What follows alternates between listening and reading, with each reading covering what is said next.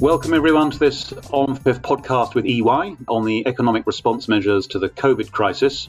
Joining us to discuss these topics and others is Jan Bellants, a global banking and capital markets sector leader at EY. How do you feel the banking sector is handling the COVID crisis? I think overall bank boards and executive committees can be happy with how banks have been making sure that people can make payments, can access loans, and basically can access their bank accounts. You've spoken to a lot of finance ministries over the last 5 or 6 weeks.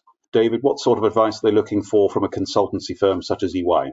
We have had a whole range of conversations to deal for the initial shock and what was intended as an awestruck response. Large amounts of money intended to reassure the markets, intended to reassure corporations and employees.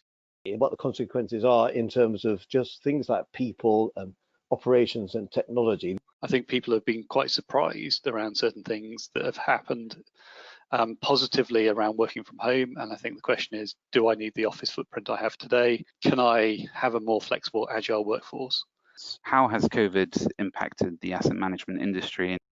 From the standpoint of where things are in the current environment, it was really a focus around valuation and liquidity as two primary areas, followed by a third, which really focuses on how certain stimulus activities brought forth by governments or regulators provided opportunities for wealth and asset managers to, I'll say, leverage the benefits from those. But how do you think the COVID-19 situation is impacting the sustainability agenda? What it has done is really reframed the question and maybe changed some priorities. Competitors collaborating, state and enterprise working together in better ways to do amazing things.